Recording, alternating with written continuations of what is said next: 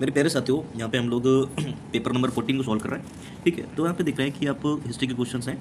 तो मेरे प्यारे साथियों, आप देख रहे हैं कि पहला कर रखा है कि 18वीं शताब्दी में, क्या 18वीं शताब्दी में भारत के संदर्भ में दस्तक क्या था? क्या दस्तक, क्या देख रहे हैं? दस्तक क्या था? ठीक है, हस्ताक्षर था, भूमि दस्तावेज था, व्यापार परमिट था, वस्त्रों पर क्या कर था? तो मेरे प्यारे साथियों, आप यहाँ देखेंगे। ठीक है दोस्तों, ऑप्शन नंबर इसका क्या सही है? सी सही है, जो व्यापार परमिट हुआ करता था। ठीक है दोस्तों, आप यहाँ देखेंगे कि जो ईस्ट इंडिया कंपनी थी, क्या जो ईस्ट इंडिया कंपनी थी दोस्तों, उनको क्या देते थे? यहाँ पे जो राजा लोग थे, ठीक, प्रिंसली स्टेट के जो राजा थे, ठीक, राजा रजवाड़े शासक, ठीक है, वो उनको क्या कहते थे? ठीक है, इनको दोस्तों यहाँ पे दस्तक देते थे। मतलब यहाँ पे आप देखेंगे फ्री ट्रेड लाइसेंस, क्या फ्री ट्रेड लाइसेंस, क्या फ्री ट्रेड, ठीक है, ट्रेड लाइसेंस। ये दोस्तों क्या होता है? फ्री ट्रेड लाइसेंस का मतलब ये है कि ये लोग यहाँ पे जब इंपोर्ट एक्सपोर्ट करेंगे तो इनको दोस्तों यहाँ पे उस पर कस्टम ड्यूटी नहीं देना पड़ेगा।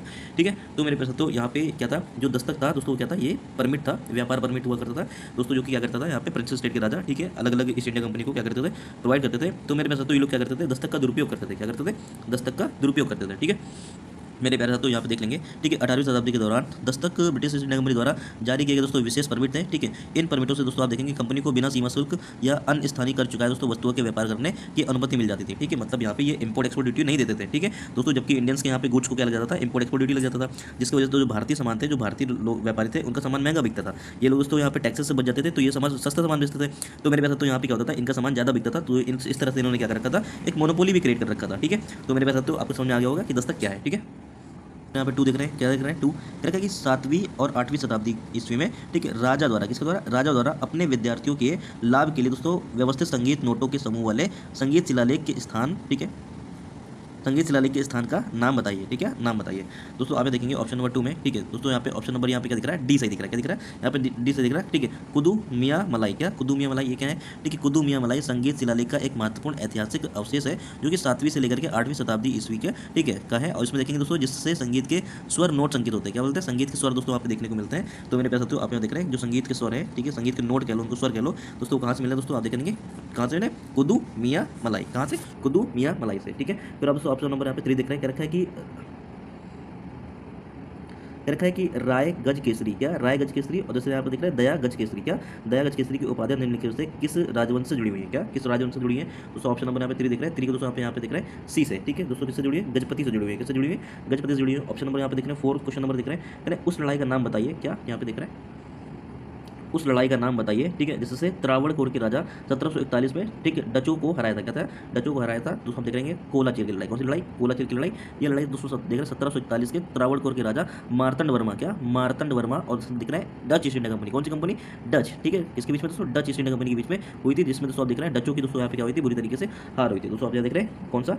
कोलाचीर। क्या कोलाचीर की लड़ाई दोस्तों? कौन? त्रावणकोर के राजा 1741 में। ठीक है, ये चीज़ आपको अच्छे से समझ में आ गई होगी। मेरे प्यारे साथियों, आप यहाँ देख रहे हैं क्वेश्चन नंबर 5। क्या देख रहे हैं? क्वेश्चन नंबर 5 कह रखा है कि servant India of society, servant India of society के किस सदस्य ने, ठीक है, किस सदस्य ने 1914, क्या 1914 में इलाहाबाद में सेवा समिति की स्थापना की थी? क्या की थी? क्वेश्चन दोस्तों क्या रखा है? 1914 में, क्या 1900, ठीक है, देख रहे हैं 1914 में, ठीक है, इलाहाबाद में, कहाँ पे?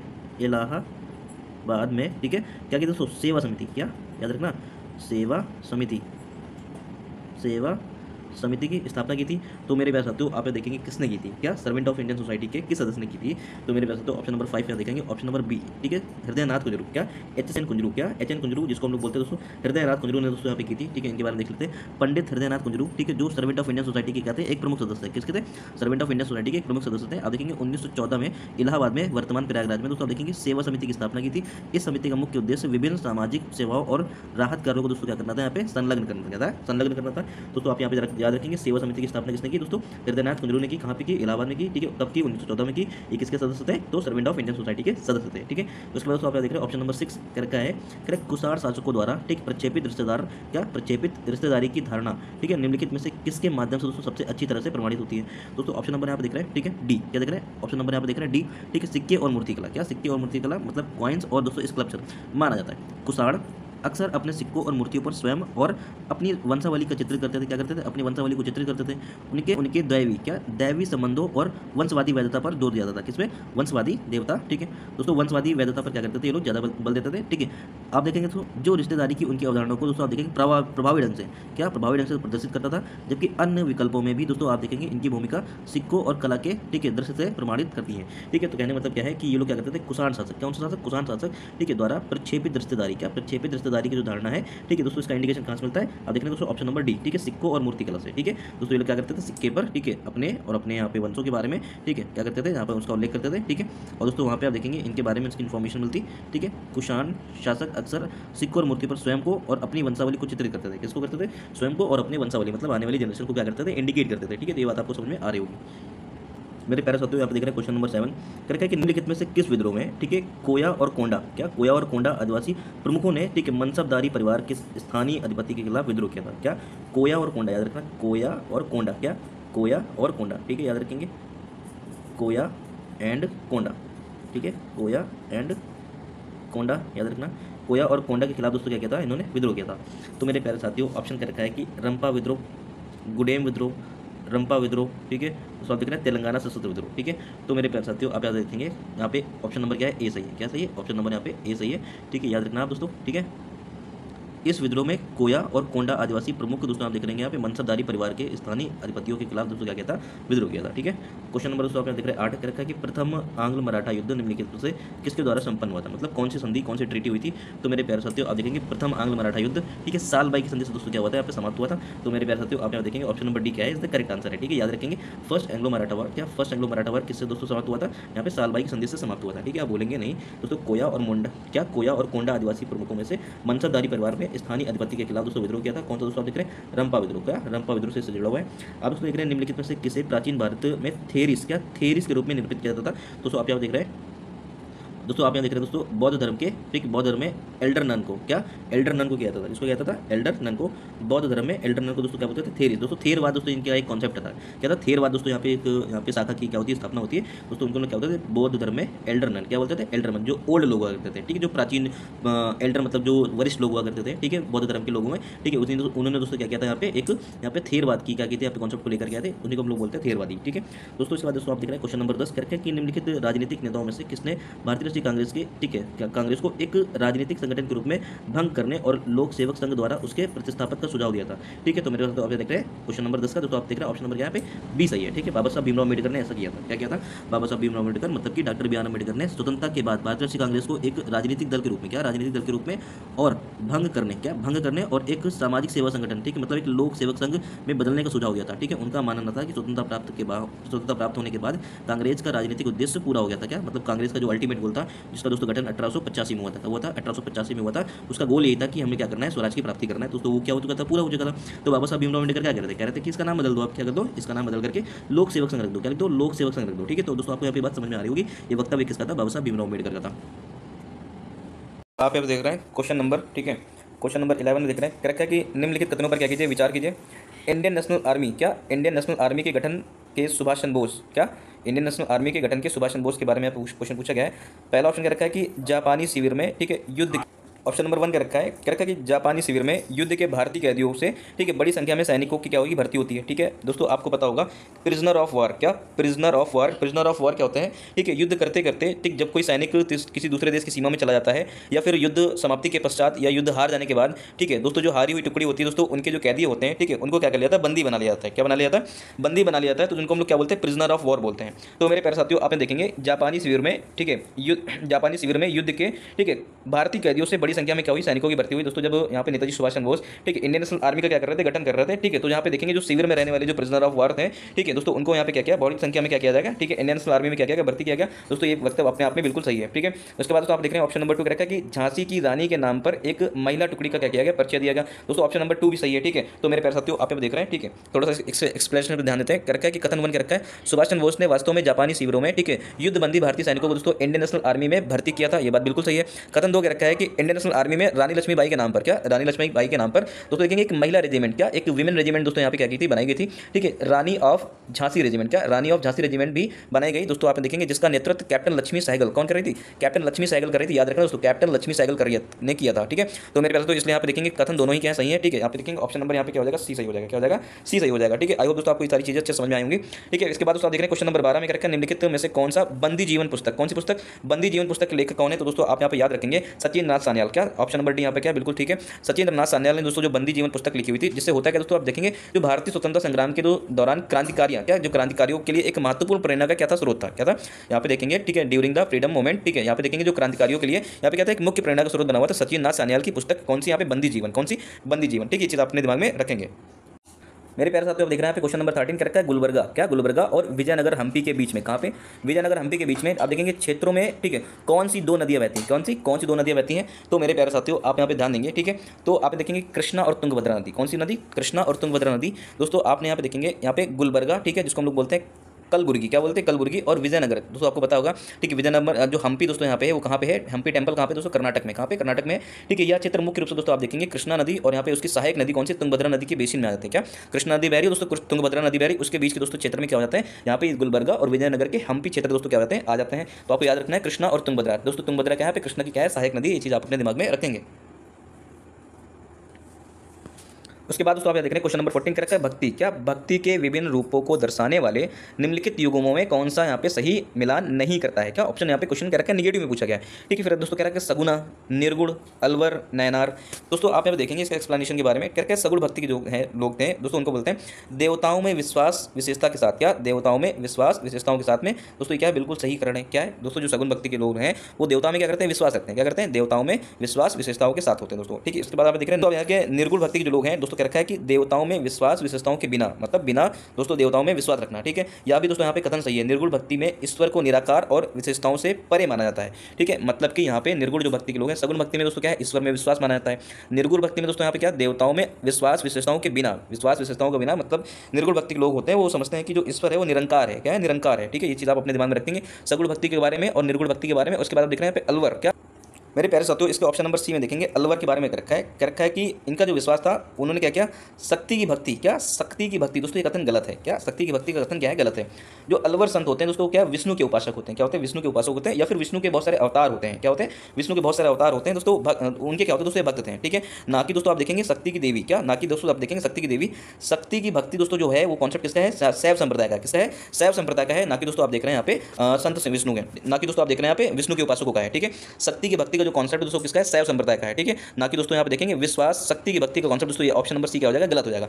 अलवर संत दोस्तों किसके हैं, विष्णु के उपासक है, याद रखना, जो अलवर संत होते हैं दोस्तों किसके उपासक हैं, विष्णु के उपासक हैं, ठीक है। तो दोस्तों ये कॉन्सेप्ट यहाँ पे क्या हो जाएगा, गलत हो जाएगा। अब दोस्तों उसके बाद आप देख रहे हैं नयनार, किसके बारे में देख रहे हैं, नयनार, ठीक है। दोस्तों इनका विश्वास क्या था, नयनार में विश्वास किया शिव की शक्ति, क्या शिव की भक्ति, या सही है दोस्तों, ठीक है। नयनार संत दोस्तों आप देखेंगे भगवान शिव के भक्त थे, ठीक है। तो दोस्तों आपने यहाँ पे क्या सीखा, जो अलवर संत हैं दोस्तों, ठीक है, जो अलवर संत हैं दोस्तों किसके उपासक हैं, विष्णु के उपासक हैं, किसके उपासक है, विष्णु के उपासक हैं। जो नयनार हैं दोस्तों किसके उपासक है, शिव के उपासक है, किसके उपासक है, शिव के उपासक। दोस्तों ये सारी बातें अपने दिमाग में रखेंगे, ठीक, कंफ्यूजन नहीं होने देंगे, ठीक है। सगुण का मतलब क्या है, देवताओं में विश्वास करना, निर्गुण का मतलब क्या है दोस्तों, ठीक है, कि देवताओं में विश्वास न करना और देवताओं को कंसीडर करना कि वो क्या है, निरंकार है। और अलवर का मतलब क्या होता है दोस्तों, अलवर का मतलब होता है कि विष्णु के उपासक हैं, ठीक है। और दोस्तों भक्ति की शक्ति में विश्वास नहीं करते, क्योंकि भक्ति की शक्ति का जो कॉन्सेप्ट है दोस्तों किसका है, शैव संप्रदाय का है। इसका मतलब क्या, जो नयनार संत होते हैं दोस्तों उनका कॉन्सेप्ट है, ना कि दोस्तों अलवर संत का है, ठीक है। तो दोस्तों ये चीज़ आप कंफ्यूज नहीं होंगे, ठीक है दोस्तों, बहुत ही अच्छे से यहाँ पे समझ में आया होगा। तो दोस्तों चलिए और चीज़ों के बारे में यहाँ पे थोड़ा सा देख लेते हैं।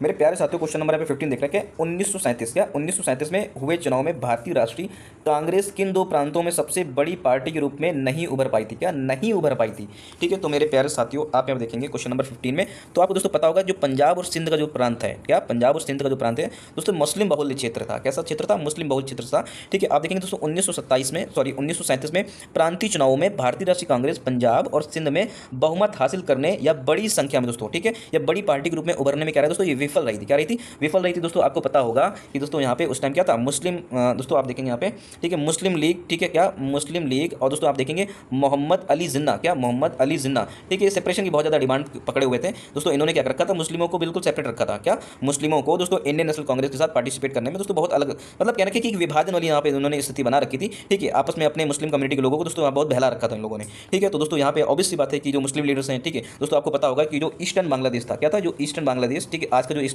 जो बांग्लादेश था दोस्तों उसको हम लोग बोलते थे ईस्टर्न बंगाल, क्या बोलते थे, ईस्टर्न बंगाल बोलते थे, ठीक है। जब लॉर्ड कर्जन ने भी दोस्तों 1905 में जब किया गया था, इसको विभाजित किया था, तो आपने देखा था, ठीक है, कि इन्होंने बंगाल के क्षेत्र को दोस्तों ऐसे विभाजित किया था, ये दोस्तों क्या हो जाएगा, पश्चिमी हो जाएगा, पश्चिमी बंगाल हो जाएगा, और दोस्तों ये क्या हो जाएगा दोस्तों, पूर्वी बंगाल हो जाएगा, क्या हो जाएगा, पूर्वी बंगाल हो जाएगा, ठीक है। तो दोस्तों आपको ये भी पता होना चाहिए कि जो पश्चिमी बंगाल था दोस्तों यहाँ पे कौन रहते थे, जमींदार लोग रहते थे, कौन रहते थे, जमींदार लोग रहते थे, जो कि क्या होते थे, रिच हुआ करते थे, ठीक है। और दोस्तों आप यहाँ देखेंगे जो पूर्वी बंगाल था दोस्तों, यहाँ पे कौन रहते थे, ठीक है, यहाँ पे दोस्तों फार्मर रहते थे, कौन रहते थे, फार्मर रहते थे, जो कि क्या होते थे, पुअर रहते थे, ठीक है। ऑब्वियसली बात है, जो लैंडलॉर्ड होगा, अमीर होगा, फार्मर क्या होंगे, एज कंपेरेटिवली, ठीक है, आप देखेंगे गरीबी होंगे तो मुस्लिम कम्युनिटी के लोग दोस्तों यहाँ पे क्या होते हैं, वीक हुआ करते थे। तो दोस्तों उसी टाइम यहाँ पे क्या हुआ दोस्तों, उसी टाइम आप देखेंगे 1906 में दोस्तों क्या मुस्लिम लीग का गठन होता है। जो कमजोर था उसका साथ दे दो दोस्तों, उसको मोरल अप कर दो, ठीक है। यही अंग्रेजों का यहाँ पे क्या था, कॉन्सेप्ट था, डिवाइड एंड रूल। तो आपने दोस्तों देखा होगा कि जो ईस्टर्न बंगाल था दोस्तों वो क्या था, आज दोस्तों आप जो बांग्लादेश देख रहे हो ना, आज भी दोस्तों आप बांग्लादेश में देखेंगे तो मेजोरिटी में दोस्तों आपको मुस्लिम कम्युनिटी दिखेगी। तो दोस्तों आपको यहाँ पे इन सब चीज़ों से क्लैरिटी आ रही होगी, ठीक है। क्या आपको क्लैरिटी आई कि आप देखेंगे कि जो 1937 का दोस्तों जो प्रांतीय चुनाव हुआ था, तो आप यहाँ देखेंगे किन प्रांतों में इंटरनेशनल कांग्रेस एक बड़ी पार्टी ग्रुप में नहीं उभर पाई थी। तो मेरे प्यारे साथियों कौन सा होगा, पंजाब और सिंध के रीजन में, क्योंकि दोस्तों एक ऐसा रीजन था, एक मुस्लिम बहुल क्षेत्र था,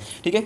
तो मेरे प्यारे साथियों आप यहाँ पे देखेंगे कहीं कहीं ऐसा भी हुआ था कि मुस्लिम बहुल क्षेत्र होने के बावजूद भी, क्या मुस्लिम बहुल क्षेत्र होने के बावजूद भी बहुत सारे ऐसे क्षेत्र थे जहाँ पे दोस्तों यहाँ पे देखेंगे कि जो मुस्लिम लीग थी, ठीक है, मुस्लिम लीग को दोस्तों क्या करना पड़ा, बहुत ज़्यादा हार का सामना करना पड़ा था, ठीक है। फिर भी यहाँ पे इंडियन नेशनल कांग्रेस क्या थी, अच्छी जगह से अच्छी पार्टी दोस्तों अच्छी सीटों के साथ क्या किया था, यहाँ पे क्लियर किया था, ठीक है। फिर लोग लेकिन दोस्तों होता क्या है आगे चल करके दोस्तों, ये 1937 का चुनाव क्या हो जाता है, रद्द हो जाता है, ठीक है। सारी चीज़ों को डिजोल्व कर दिया था, उसको हम बाद में डिस्कस करेंगे, ठीक है। अभी दोस्तों यहाँ पे देख रहे हैं क्वेश्चन नंबर, यहाँ पे क्या क्वेश्चन नंबर 16 देख रहे हैं। क्वेश्चन नंबर 16 क्या रखा है, शिवाजी के प्रशासनिक उपायों के बारे में निम्नलिखित कथनों पर विचार कीजिए, ठीक है। तो दोस्तों आप देखेंगे ऑप्शन नंबर में क्या रखा है कि अष्टप्रधान, क्या 8 मंत्रियों की योजना पूरी की गई थी, ठीक है। 8 मंत्रियों की योजना क्या हुई थी, पूरी हो गई थी। और शिवाजी के राज्याभिषेक के समय नियमों और कर्तव्यों को ठीक से परिभाषित किया गया था, ठीक है। ऑप्शन नंबर 2 क्या रखा है कि शिवाजी ने फारसी के स्थान पर मराठी की शुरुआत की और प्रशासनिक उद्देश्यों के लिए संस्कृत तकनीकी शब्दों को गढ़ा, ठीक है। दोस्तों क्वेश्चन पूरा तरीके से आप देखेंगे फैक्ट के ऊपर नहीं है, क्वेश्चन किसके ऊपर बना हुआ है, कॉन्सेप्ट के ऊपर बना हुआ है। तो दोस्तों यहाँ पे देखेंगे, यहाँ पे कथन नंबर 1 क्या रखा है कि शिवाजी के बारे में दोस्तों देख रहे हैं, शिवाजी के प्रशासन में अष्टप्रधान व्यवस्था थी। दोस्तों आपको मैंने कई बार लाइव सेशन में हर जगह में बताता रहता हूँ शिवाजी के बारे में कि इनके अष्टप्रधान व्यवस्था में कौन कौन से यहाँ पे मंत्री हुआ करते थे, ठीक है, राजा को क्या बोलते हैं, इन सब चीज़ों को मैंने ऑलरेडी सब बता रखा है, ठीक है। दोस्तों इनके अष्टप्रधान में देखेंगे दोस्तों 8 मंत्रियों का क्या होता था, एक परिषद होता था, इनके यहाँ पे 8 मिनिस्टर का क्या होता था, एक काउंसिल होता था, ठीक है। यह योजना पूरी तरह से आप देखेंगे स्थापित थी और प्रत्येक मंत्री के नियम और कर्तव्य शिवाजी के राज्याभिषेक तक स्पष्ट रूप से परिभाषित कर दिए गए। दोस्तों ये कथन क्या था, बिल्कुल करेक्ट है, ठीक है। दोस्तों यहाँ पे कथन 2 में देखेंगे शिवाजी ने अपने प्रशासन में फारसी भाषा के प्रभुत्व को कम किया, क्या किया, फारसी भाषा के प्रभुत्व को कम करने का प्रयास किया और इसके स्थान पर मराठी को बढ़ावा दिया। दोस्तों फारसी भाषा दोस्तों आपको पता होगा ये मुगल लोग ज़्यादा उपयोग करते थे, क्या करते थे, वो हर एक किताब को दोस्तों किसमें कन्वर्ट कराते थे, दोस्तों फारसी भाषा में कन्वर्ट करते थे, ठीक है। बहुत सारे अपने मेडिवल टाइम पीरियड में, मुगल एम्पायर के टाइम पीरियड में दोस्तों बहुत सारी आपने देखा होगा, भगवद गीता को उन्होंने बताया, कन्वर्ट कराया, रजमनामा लिखवाया, ठीक है, बहुत सारी किताबों को उन्होंने यहाँ पे ट्रांसलेट कराया फारसी भाषा में। तो मेरे पास तो इससे आपको समझ आ रहा होगा कि जो फारसी भाषा थी, और दोस्तों मुगलों की दोस्तों लड़ाई चलाई करती थी शिवाजी के साथ में, तो आप इससे रिलेट कर लो कि फारसी भाषा दोस्तों ये ऑब्वियस बात है, फारसी भाषा को हटाएंगे, रिप्लेस करेंगे, और मराठी दोस्तों ये मराठा रीजन से दोस्तों मराठी रीजन को दोस्तों क्या करेंगे, बढ़ावा देंगे, उसके वर्चस्व को बढ़ाएंगे। तो ऑब्वियस बात दोस्तों मराठी को क्या किया, उन्होंने बढ़ावा दिया, उन्होंने प्रशासनिक कार्यों के लिए दोस्तों संस्कृत से कई तकनीकी शब्दों को भी अपनाया और गढ़ा ताकि स्थानीय भाषा को दोस्तों मजबूत किया जा सके। कथन 2 भी सही है, ठीक है। तो इसका मतलब क्या है, यहाँ पे कथन 1 और कथन 2 दोनों ही सही है। ऑप्शन नंबर यहाँ पे क्या जाएगा, इसका सी जाएगा। अभी मैं इसको ऊपर करूंगा, ठीक है, आप यहाँ पे देख लेना। तो मेरे प्यार साथियों जैसे कि आप देख रहे हैं यहाँ पे, ठीक है, आपको क्या दिख रहा है कि ऑप्शन नंबर यहाँ पे क्या जाएगा, इसका सी सही जाएगा। तो मेरे प्यार साथियों आई होप आपको इतनी सारी बातें अच्छे से समझ में आ रही होंगी। दोस्तों आप मेरी बातों को बहुत अच्छे से सुनियो, ठीक है, दिमाग में अच्छे से सेट कर लो, ठीक है। आप दोस्तों देखोगे कि पेपर जब आप दे रहे होगे तो आपको अपने पढ़ने से ज़्यादा आपको मेरी बातें दिमाग में ज़्यादा चल रही होंगी कि सर ने क्या बताया था। सर ने बताया था कि जो अष्टप्रधान व्यवस्था थी जिसमें 8 मंत्रियों का क्या हुआ था, कॉन्सेप्ट हुआ करता था, ये बात बिल्कुल सही है, ठीक है। और दोस्तों उन्होंने क्या किया था, अपने मंत्रियों के कर्तव्यों को दोस्तों अच्छी तरीके से सुपरिभाषित कर दिया गया था उस टाइम तक, ठीक है, शिवाजी के राज्याभिषेक तक, ठीक है। उसके बाद उन्होंने क्या किया था, फारसी के स्थान पर क्या, फारसी भाषा के स्थान पर उन्होंने क्या किया था, मराठी भाषा को दोस्तों क्या किया था, बढ़ावा दिया था। और उसमें आप देखेंगे संस्कृत के शब्दों को क्या किया था, यहाँ पे एड ऑन करने की कोशिश की थी। ये चीज़ आपके दिमाग में होनी चाहिए, ठीक है। दोस्तों अभी 15 में आपने क्या सीखा कि 1937 में दोस्तों कहाँ पे, ये लॉजिक से सोचा जा सकता था कि पंजाब उस टाइम क्या था, अगर आपने पढ़ा होगा तो थोड़ा सा लॉजिक से भी कर सकते थे, ठीक है। दोस्तों पंजाब और असम और मद्रास दोस्तों ये क्या है, ठीक है। दोस्तों यहाँ पे कोई मुस्लिम कम्युनिटी में आपको नजर आया कि अधिक संख्या में है, ठीक है। दोस्तों आप देखेंगे उत्तर पश्चिम सीमांत, दोस्तों आप देखेंगे नॉर्थ वेस्ट फ्रंटियर तो ठीक लग रहा था, ठीक है। अगर इसको मैं ऑप्शन में कहीं रखता, अगर देखता तो गेस करने की कोशिश करता तो उसको ठीक मान लेता, क्या इसको ठीक मान लेता। लेकिन दोस्तों इसको यहाँ पे करेक्ट नहीं मानेंगे क्योंकि असम दोस्तों था ही नहीं, पंजाब था। आप दोस्तों देखेंगे पंजाब का जो क्षेत्र दोस्तों 2 पार्ट में बटा हुआ था। कुछ पंजाब का क्षेत्र दोस्तों आप देखेंगे लाहौर से सटा हुआ दोस्तों कहाँ पे चला गया, पाकिस्तान में चला गया। और कुछ पंजाब दोस्तों अपने यहाँ पे देखें हरियाणा के पास वाला पंजाब है। तो मेरे पास तो इस तरीके से यहाँ पे देखेंगे कि पंजाब और सिंध, क्या पंजाब और सिंध वाला क्षेत्र है, ठीक है। तो आपको यहाँ पे क्लैरिटी आई होगी, आपके दिमाग में हिट हो गया होगा ये सारी चीज़ें। मेरे प्यारे साथियों आपने देखेंगे क्वेश्चन नंबर 17 के बारे में क्या रखा कि 18वीं शताब्दी में भारत में, ठीक है, विधवाओं की स्थिति के बारे में निम्नलिखित कथनों पर विचार कीजिए, ठीक है। मतलब 18th सेंचुरी में, ठीक है, इंडिया में जो विडो रहती थी, इन्हें जो विडोज रहती थी उनकी क्या स्थिति थी। तो ऑप्शन नंबर 1 क्या रखा है कि आमेर के राजा सवाई जयसिंह ने विधवा पुनर्विवाह को बढ़ावा दिया, पहला ऑप्शन रखा है। ऑप्शन 2 क्या रखा है कि मराठा सेनापति, ठीक है, परशुराम भाऊ ने विधवा पुनर्विवाह को क्या बढ़ावा दिया, ठीक है। फिर दोस्तों ऑप्शन नंबर 3 क्या रखा है, राजा राम मोहन राय ने सती प्रथा का विरोध किया, ठीक है। इसके बाद दोस्तों आप यहाँ देखेंगे तो मेरे पास साथियों इनकी सत्यता क्या है इसको यहाँ एक बार चेक कर लेते हैं, ठीक है। कहने का मतलब क्या है कि कथन 1 क्या रखा है, सवाई जयसिंह, क्या सवाई जयसिंह ने विधवा पुनर्विवाह को बढ़ावा दिया। ठीक, क्या विधवा पुनर्विवाह को बढ़ावा दिया? काफ़ी हद तक सही है, क्योंकि उन्होंने इस विचार का क्या किया था, समर्थन किया था। ठीक है, ऑप्शन नंबर 2 के रखा है कि परशुराम भाऊ, क्या परशुराम भाऊ ने विधवा पुनर्विवाह को बढ़ावा दिया? यह कथन सही नहीं है। ठीक है दोस्तों, मान के चले ऐसा। ठीक है, कथन दोस्तों 3 रखा है, राजा राम मोहन राय ने सती प्रथा का विरोध किया, पूरी तरह से दोस्तों सही है। तो आप दोस्तों यहाँ पे एक बात बताओ, ठीक है, विधवा कौन बनती थी? भाई आप एक बात बताओ, सती कौन बनता था? क्या यहाँ पे सती की बात हो रही, सती कौन होता था? सती वो होता था जिसका हस्बैंड खत्म हो जाए, ठीक है, जिसका पति मर जाए। अब जिसका पति मर जाए तो पत्नी क्या कहलाएगी? विधवा ही कहलाएगी कि नहीं कहलाएगी? आप बताओ। ठीक है, डायरेक्टली नहीं दे रखा था, इनडायरेक्टली सोचिए, देखो पत्नी क्या कहलाएगी? विधवा कहलाएगी। अब जब विधवा है, विडो है, तो मेरे प्यारे साथियों अब इसको अगर सती कर दिया जा रहा है, अगर वो सती नहीं बनती है तो दोस्तों वो क्या कहलाएगी? विधवा ही कहलाएगी। तो मेरे प्यारे साथियों इन विधवा का पुनर्विवाह होना दोस्तों लाजमी है। क्या है? इन विधवाओं को पुनर्विवाह होना दोस्तों लाजमी है। तो दोस्तों आपने देख रहे हैं आमेर के राजा, ठीक है, सवाई जय सिंह ने, आप याद रखेंगे दोस्तों, इसको ऐसे रट लो। ठीक है, आमेर के राजा, ठीक है, कहाँ के दोस्तों? एक चीज़ आपको यहाँ पे और पता चली कि राजा जो सवाई थे, क्या राजा सवाई कहाँ के राजा थे दोस्तों? आमेर के शासक थे। क्या थे? आमेर के। उसके बाद दोस्तों आप देख रहे हैं राजा राम मोहन राय ने क्या किया? सती प्रथा का क्या किया था? विरोध किया था।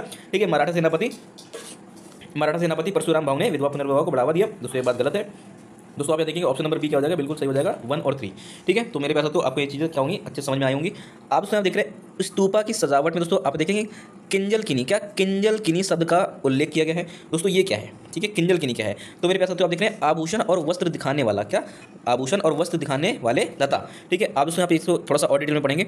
इस प्रश्न का सटीक उत्तर दोस्तों देने के लिए दोस्तों आप किसी को बौद्ध कला और वास्तुकला का ज्ञान होना चाहिए। ठीक है, विशेष रूप से देखेंगे ऑप्शन नंबर 1 रखा है कि आभूषण और वस्त्र दिखाने वाले लता को दोस्तों संदर्भित करता है। क्या? किंजलकिनी। क्या किंजलकिनी दोस्तों किसको संदर्भित करता है? ठीक है, आभूषण और वस्त्र दिखाने वाले लता को संदर्भित करता है। इन्हें दोस्तों आप देखेंगे अक्सर शुभ रूपांकनों, क्या शुभ रूपांकनों या सजावटी तत्वों के रूप में दोस्तों दर्शाया जाता है। ठीक है, तो किंजलकिनी से वर्ड किसको रिप्रेजेंट करता है? ठीक है, आभूषण। ठीक है, आभूषण और वस्त्र दिखाने वाले लता। ठीक है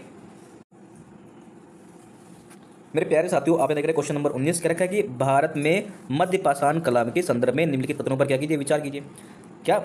मध्य पाषाण कला के संदर्भ में, ठीक है, निम्नलिखित कथनों पर विचार कीजिए। ऑप्शन 1 क्या रखा है कि अलेक्जेंडर बर्न्स ने, किसने? अलेक्जेंडर बर्न्स ने उत्तर प्रदेश के, क्या उत्तर प्रदेश के सुहागी घाट में, कहाँ सुहागी घाट में पहली बार रॉक पेंटिंग की खोज की। ऑप्शन 1 क्या रखा है। ऑप्शन 2 क्या रखा है कि भीमबेटका रॉक पेंटिंग की खोज तब हुई जब पुरातात्विकविद, ठीक है, कौन? वीएस वाकानकर, क्या वीएस वाकनकर ने भोपाल से इटारसी, क्या भोपाल से इटारसी की यात्रा करते समय ट्रेन की खिड़की से चट्टानों को देखा और साइट का पता लगाने के लिए निकटतम रेलवे स्टेशन पर क्या हो गए? उतर गए। मतलब समझ रहे हो ना, भीमबेटका जो रॉक पेंटिंग्स है, ठीक है, कौन? ठीक, वीएस वाकनकर ने दोस्तों क्या किया? ट्रेन चलती, ट्रेन कहाँ जा रही थी दोस्तों? भोपाल से इटारसी जा रही थी। कहाँ जा रही थी? भोपाल से इटारसी जा रही थी दोस्तों। इन्होंने वहाँ पे कुछ नोटिस किया और दोस्तों अगले स्टेशन पे क्या हो गया? उतर जाते हैं। तो मेरे पास तो आप देखेंगे यहाँ पे ऑप्शन नंबर 3 क्या रखा है? उड़ीसा की शैल कला, क्या उड़ीसा के दोस्तों यहाँ पे जो शैल कला है में तो चित्र और उत्कीर्ण एक ही दोस्तों आश्रय से मौजूद नहीं है।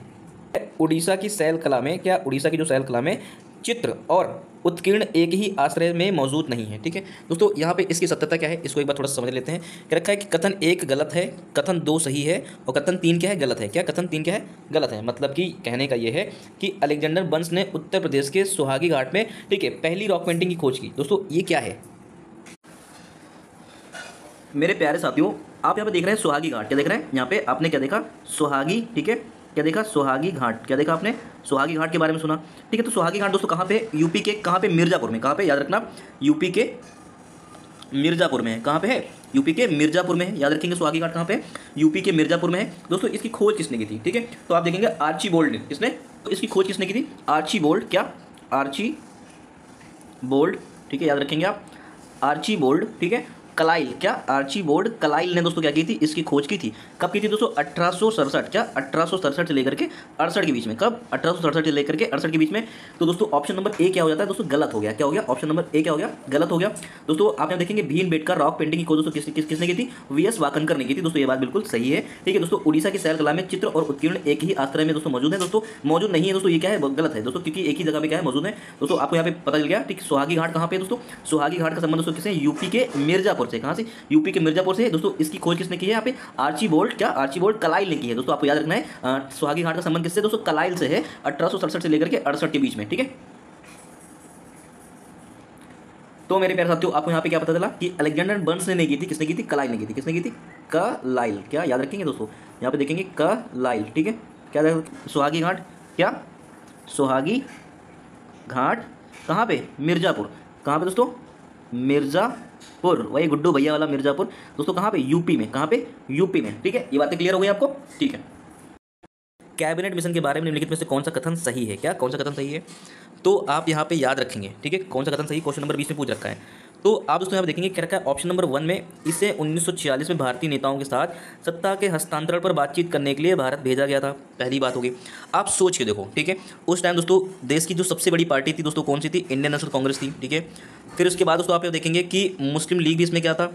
मुस्लिम लीग भी दोस्तों यहाँ पे क्या थी? एक अच्छी खासी पार्टी थी। क्या मुस्लिम लीग भी दोस्तों यहाँ पे क्या थी? एक अच्छी खासी पार्टी थी दोस्तों। इसके बाद आप यहाँ देखेंगे कि प्रिंसली स्टेट, क्या प्रिंसली स्टेट, प्रिंसली स्टेट का मतलब क्या है? जो राजा रजवाड़े थे, ठीक है, अलग अलग राज्य दोस्तों यहाँ पे वो रूल किया करते थे। हैदराबाद हो गया, जैसे इस टाइप के यहाँ पे जो प्रांत हुआ करते थे दोस्तों, उनके बारे में तो क्या रखा है कि जो कैबिनेट मिशन भेजा गया, जो कैबिनेट मिशन की भेजा गया, इनसे पावर डिवीजन, क्या सत्ता हस्तांतरण, ठीक है, पावर को ट्रांसफर करने के लिए, इनसे बातचीत करने के लिए भेजा गया दोस्तों। ये बात बिल्कुल सही है, ऑप्शन नंबर 1 क्या है? बिल्कुल करेक्ट है। कैबिनेट मिशन आया था दोस्तों यहाँ पे पावर को ट्रांसफर करने के लिए। ट्रांसफर मतलब यहाँ पे फेडरल सिस्टम के फॉर्म में, मतलब क्या है कि यहाँ पे डिसेंट्रलाइजेशन ऑफ द पावर को लेकर के, मतलब इनडायरेक्टली अगर कहें तो शक्ति का विकेंद्रीकरण या फिर संघवाद के कॉन्सेप्ट को लेकर के आया था, ठीक है, ये बात बिल्कुल सही है।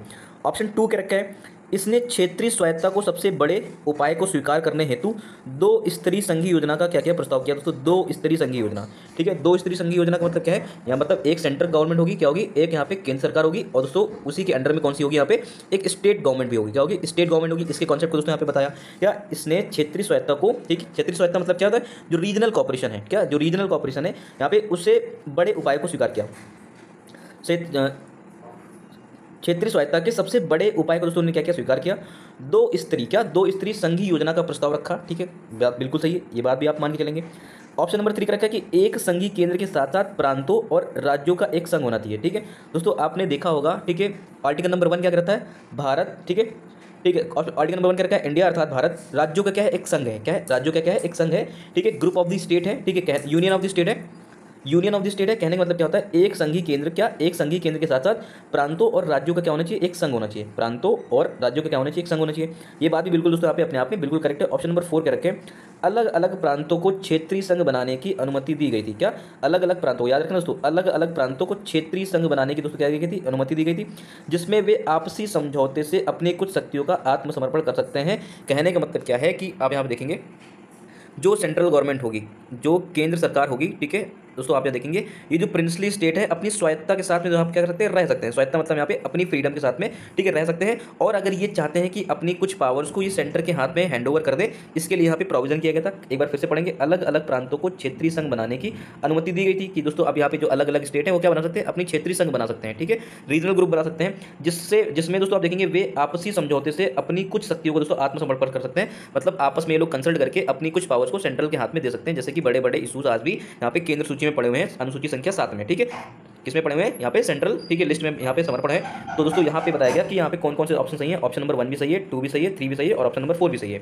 जैसा कि दोस्तों आप यहाँ पे देख रहे हैं, ठीक है, 20 नंबर में क्या रखा है कि यदि क्या रखा है दोस्तों यहाँ पे ऑप्शन नंबर क्या रखा है दोस्तों यहाँ पे सभी कथन 1, 2, 3 कैबिनेट मिशन के बारे में क्या है? सही है। फिर से आप याद रखेंगे यहाँ पे कैबिनेट मिशन भेजा गया था पावर डिवीजन के लेकर के बात करने के लिए, ठीक है, कि जो बड़ी पार्टी है उससे बात करो जाके, ठीक है, जो प्रिंसली स्टेट है उनसे बात करो जाके, ठीक है, उनको मनाओ, ठीक है। उसके बाद दोस्तों आप देख रहे हैं इससे, फिर इसके बाद आप देख रहे हैं इसमें क्षेत्रीय स्वायत्तता के बड़े उपाय को स्वीकार करते हुए 2 स्तरीय संघीय योजना का प्रस्ताव रखा गया, ठीक है। इसके बाद ऑप्शन नंबर 3 दे रखा है कि एक यहाँ पे एक संघीय केंद्र के साथ साथ दोस्तों आप देखेंगे प्रांतों और राज्यों का क्या होना चाहिए? एक संघ होना चाहिए।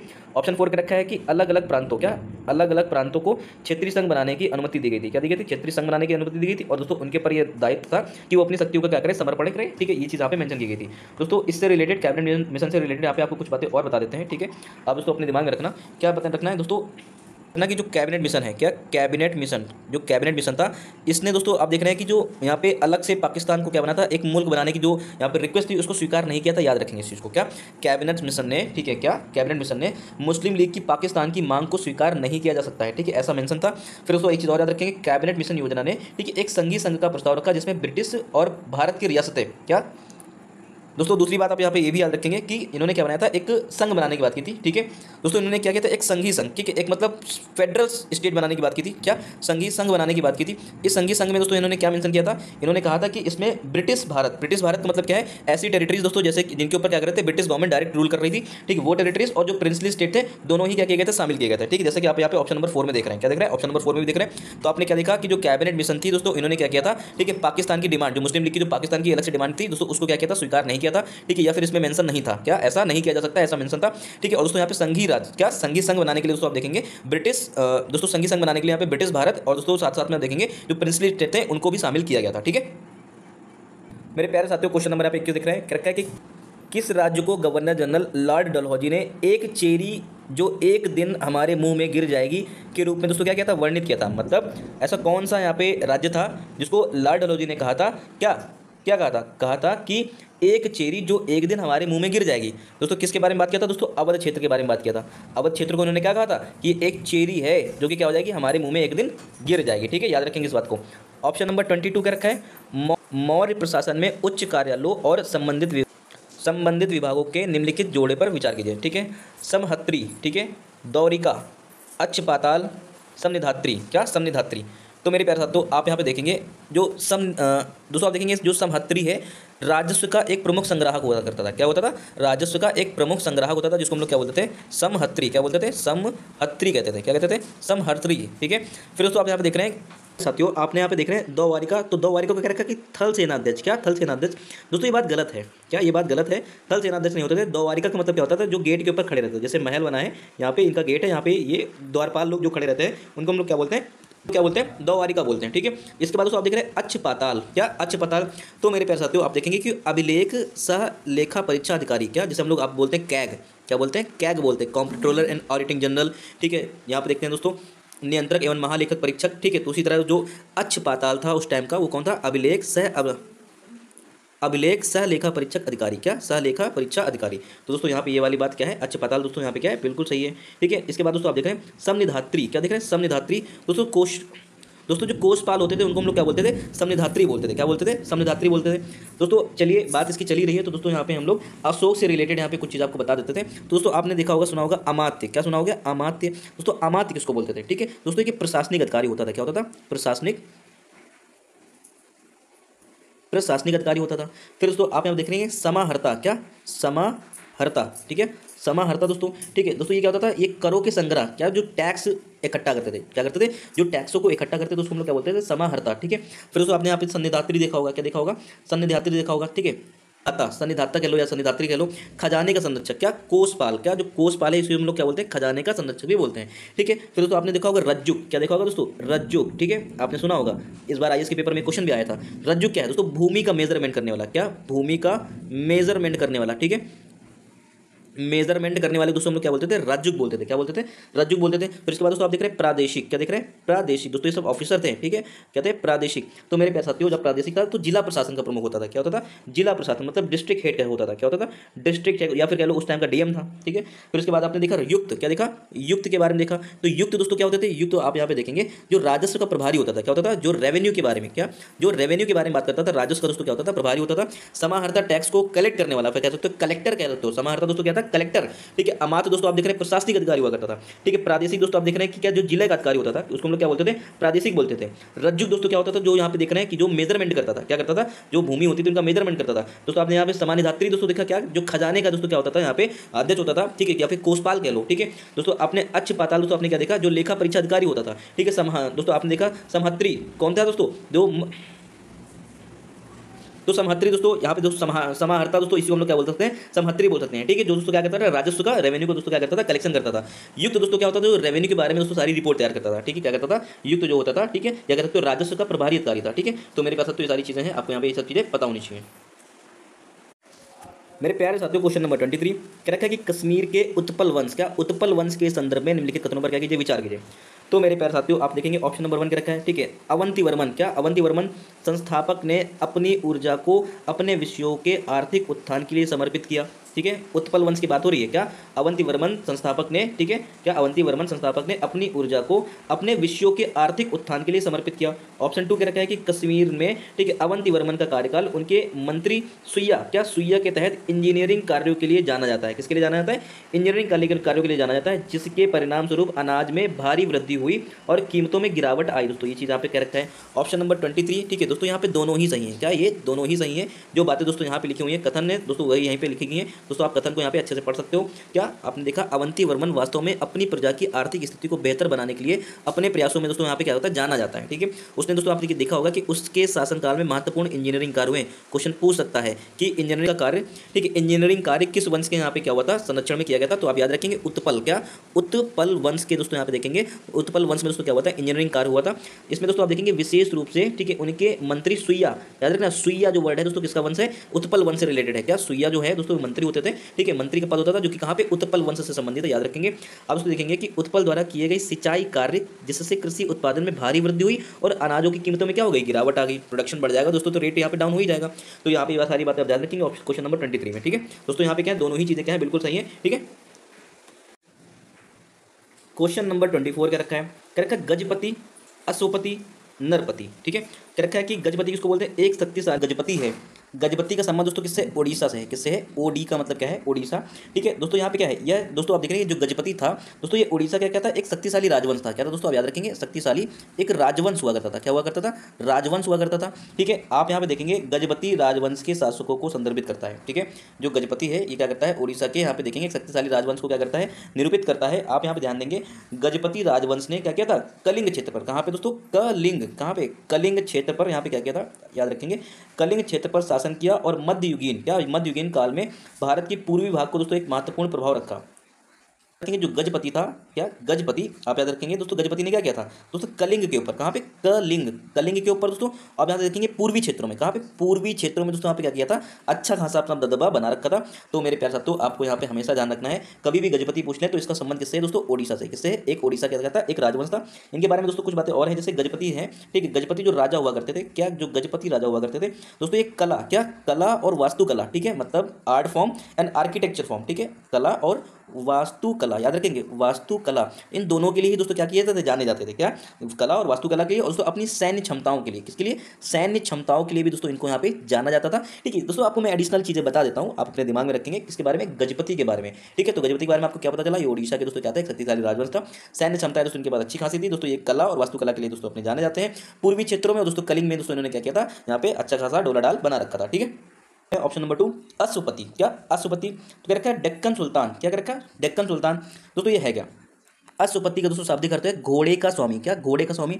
दक्कन के सुल्तानों के पास बड़ी संख्या में दोस्तों क्या होते थे, घोड़े होते थे। क्या होते थे, दक्कन के दोस्तों जो सुल्तान थे, क्या थे, दक्कन के जो सुल्तान हुए थे, they have the fleet of the horse. ठीक है, उनके पास दोस्तों बहुत सारे क्या थे, घोड़े थे। क्या थे, उनके पास घोड़ों की संख्या क्या थी, ज़्यादा थी, और वे अपनी घुड़सवार सेना के लिए जाने जाते थे। कौन, अश्वपति। कौन जाने जाते थे, अश्वपति। इसलिए दोस्तों उनको क्या बोलते हैं, अश्वपति। अश्व का मतलब भी दोस्तों क्या होता है यहाँ पे, घोड़ा। अश्व को दोस्तों क्या बोलते हैं, यहाँ पे घोड़ा बोलते हैं। ठीक है, अश्वपति जिनके पास दोस्तों क्या हो, घोड़े की संख्या ज़्यादा हो, तो दोस्तों कौन, दक्कन के सुल्तानों के पास दोस्तों ये व्यवस्थाएं थी। ये बात बिल्कुल सही है। फिर आप देखेंगे दोस्तों नरपति, क्या देख रहे हैं, नरपति। नरपति का शाब्दिक अर्थ है मनुष्यों का स्वामी, मतलब राजा। मनुष्यों का स्वामी मतलब राजा। विजयनगर के शासकों को दोस्तों नरपति के रूप में जाना जाता था। किसको बोलते थे, विजयनगर के दोस्तों जो राय थे उनको हम लोग क्या बोलते थे, नरपति के नाम से जाने जाते थे। ठीक है, क्योंकि वे एक विशाल साम्राज्य पर शासन करते थे और उनके पास बड़ी पैदल सेना होती थी। ठीक है, तो मेरे प्यारे साथियों आपको समझ में आया, गजपति किसको बोलते हैं, गजपति का संबंध दोस्तों किससे, ओडिशा के क्षेत्र से। किससे है, ओडिशा के क्षेत्र से। अश्वपति का दोस्तों संबंध किससे दोस्तों, दक्कन के क्षेत्र से। किससे, दक्कन के क्षेत्र से। जो नरपति का संबंध दोस्तों है वो किससे है, यहाँ पे विजयनगर। ठीक है, नगर नर, नगर नर ऐसे याद कर लो। ठीक है, नगर नर। ठीक है, तो याद रखेंगे आप। ठीक है, अश्वपति मतलब दक्कन के सुल्तान के पास घोड़ों की संख्या क्या थी, ज़्यादा थी, इस वजह से उनको क्या बोलते थे, अश्वपति बोलते थे। गजपति, ठीक है दोस्तों, यहाँ पे आप देखेंगे कहाँ पे, ओडिशा में। कहाँ पे, ओडिशा में। कैसे याद करेंगे, मान लो ओडिशा के तट से मिसाइल का परीक्षण किया जाता है, तो मिसाइल क्या होती है, बड़ी गर्जन के साथ। क्या, बड़ी गर्जन के साथ दोस्तों क्या होती है, बाहर भागती है। ठीक है, मतलब आकाश में ट्रैवल करती है। दोस्तों गजपति गर्जन कहाँ हो रहा है, ओडिशा में हो रही है। ठीक है, याद रखेंगे, गजपति, अश्वपति और नरपति बोलेंगे तो नहीं। ठीक है, तो मेरे प्यारे साथियों आप देखेंगे ऑप्शन नंबर इसका क्या हो जाएगा, सी सही हो जाएगा। दोस्तों आपने यहाँ पे देखा था, ये भी क्या था, ऑप्शन नंबर यहाँ पे ये भी सही था, ये भी सही था। तो मेरे प्यारे साथियों इसका भी क्या था, ऑप्शन नंबर सी ठीक था। क्या था, सी ठीक था। तो दोस्तों 23 नंबर 24 नंबर आपको समझ में आ गया होगा।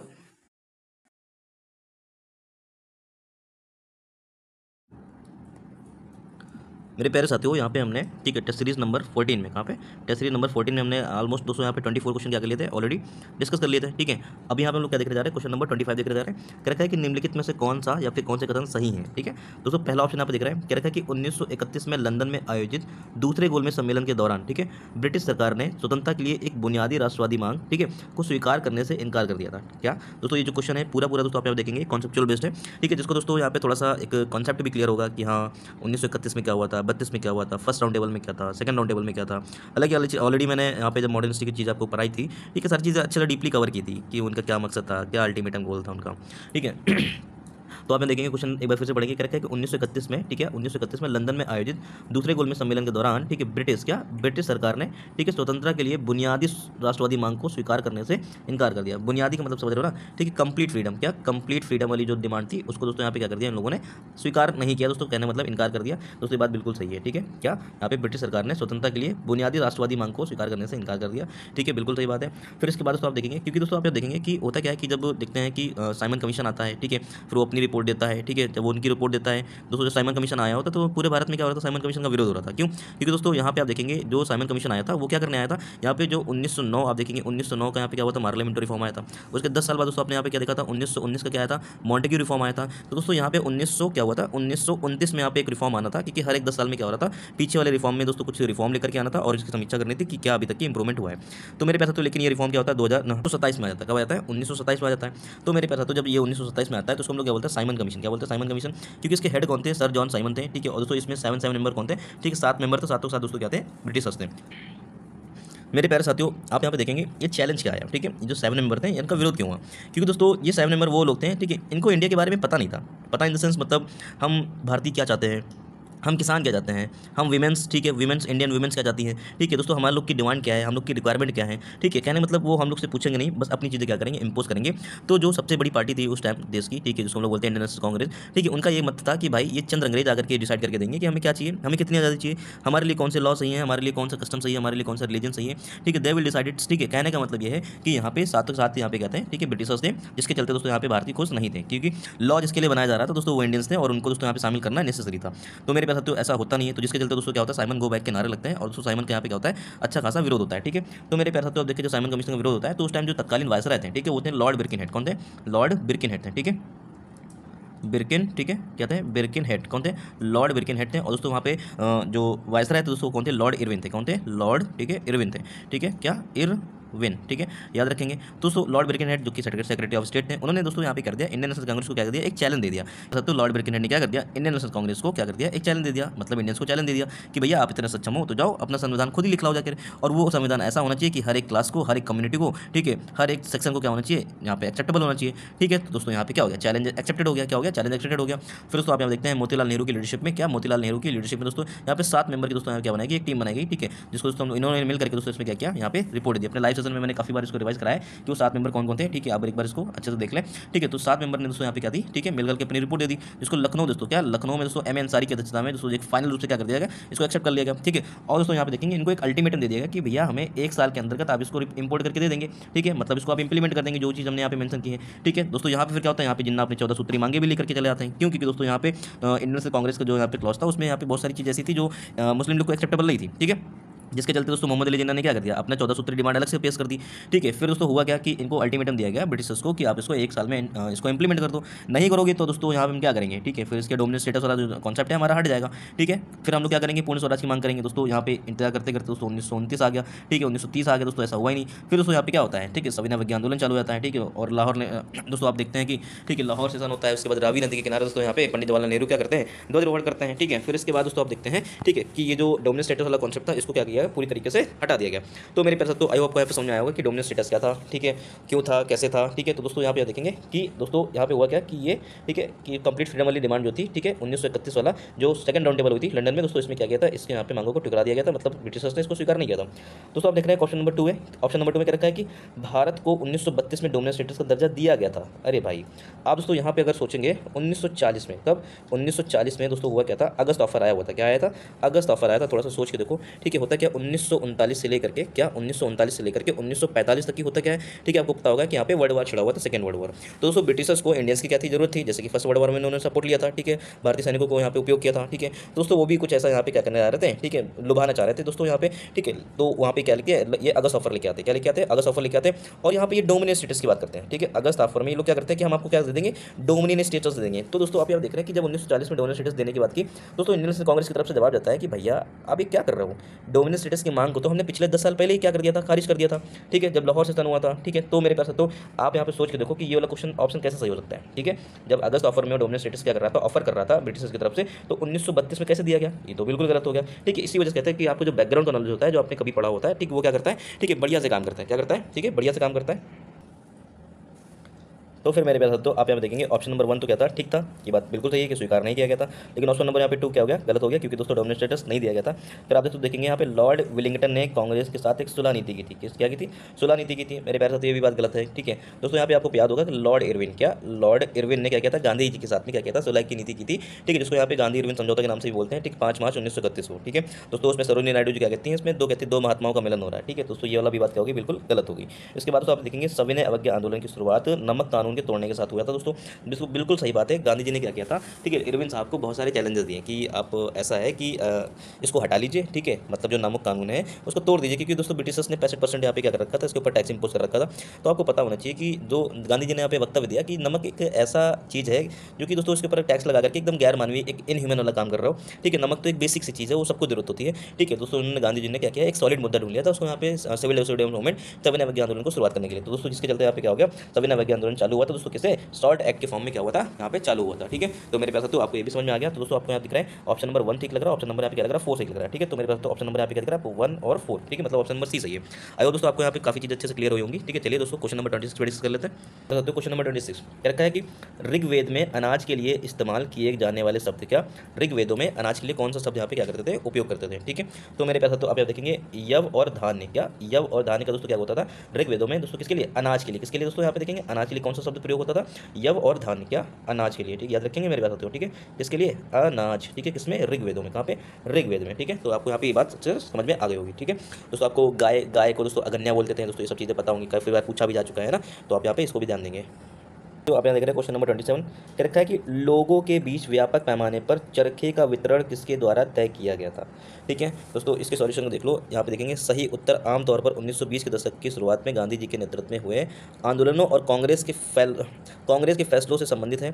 खासकर जब असहयोग आंदोलन अपने चरम पर था और स्वदेशियों पर जोर दिया गया था, क्या स्वदेशी दोस्तों यहाँ पे अपनाने के लिए। ठीक है, क्या किया गया था, इसको एम्फसाइज किया गया था। दोस्तों आप यहाँ देखेंगे कि 1921 में क्या अखिल भारतीय राष्ट्रीय कांग्रेस कमेटी अक्सर सही विकल्प माना जाता है। क्या माना जाता है, यहाँ पे देखेंगे अखिल भारतीय कांग्रेस, क्या अखिल भारतीय कांग्रेस कमेटी। ठीक है, 1921 में अखिल भारतीय कांग्रेस कमेटी दोस्तों यहाँ पे क्या माना जाता है, इसको ठीक आंसर माना जाता है। ठीक है, मेरे प्यारे दोस्तों क्वेश्चन नंबर 28 क्या रखा है, वेदांत दर्शन के बारे में निम्नलिखित कथनों पर विचार कीजिए। क्या रखा है, शंकर अद्वैत वेदांत के संस्थापक थे। क्या शंकर अद्वैत वेदांत के संस्थापक थे। क्या रखा है कि द्वैत, क्या द्वैत के संदर्भ, द्वैत के द्वैत के दर्शन को माधव ने नेतृत्व किया था। द्वैत के दर्शन को माधव ने विस्तृत किया था। क्या किया था, द्वैत के दर्शन को माधव ने विस्तृत किया था। मेरे प्यारे साथियों, यहाँ पे अद्वैत वेदांत को दोस्तों संस्थापक किसको माना गया, शंकर को बताया जा रहा है। ठीक है दोस्तों, यहाँ पे क्या रखा है, उपरोक्त में से कौन सा सही है। तो मेरे प्यारे साथियों आप देखेंगे शंकर अद्वैत वेदांत के संस्थापक थे। क्या यह शंकर जो थे अद्वैत वेदांत के क्या थे, यहाँ पे संस्थापक थे, जिनको हम लोग शंकराचार्य बोलते हैं। ठीक है, यह बिल्कुल सही है। आदि शंकराचार्य को अद्वैत वेदांत दर्शन का प्रमुख प्रतिपादक और संस्थापक माना जाता है। दोस्तों ये सब चीज़ें मैंने डिटेल से ऑलरेडी पढ़ा रखी है, एंशिएंट वीडियो वाली आपने नहीं देखा है तो दोस्तों आप उसको जाकर के जरूर देखें। कथन 2 क्या रखा है कि द्वैत के दर्शन को माधव ने विस्तृत किया था। ठीक है दोस्तों, आपने देखेंगे यह कथन भी सही है। ठीक है, द्वैत दर्शन का मुख्य प्रतिपादक दोस्तों किसको मानते हैं, माधवाचार्य को मानते हैं। तो मेरे प्यारे साथियों आपने देखा शंकराचार्य ने क्या किया था, अद्वैतवाद का कॉन्सेप्ट दिया था। किसका दिया था, अद्वैत का कॉन्सेप्ट दिया था। और जबकि दोस्तों आप देखेंगे माधवाचार्य ने, किसने, आप देखेंगे यहाँ पे माधवाचार्य ने दोस्तों किसका कॉन्सेप्ट दिया था, यहाँ पे द्वैत का। किसका दिया था, द्वैत का दिया था। ठीक है, ये चीज़ आपको यहाँ पे याद करनी है। ठीक है दोस्तों, कई बार दोस्तों पीसीएस में भी इसको यहाँ पे मैच द फॉलोइंग में पूछ लिया था।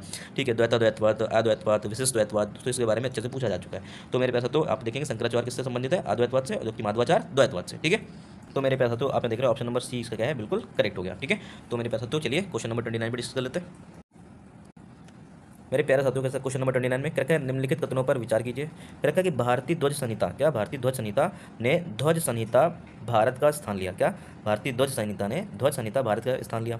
ऑप्शन 2 क्या रखे कि भारत का राज्य प्रतीक सारनाथ में अशोक की शेर राजधानी का एक रूपांतरण है।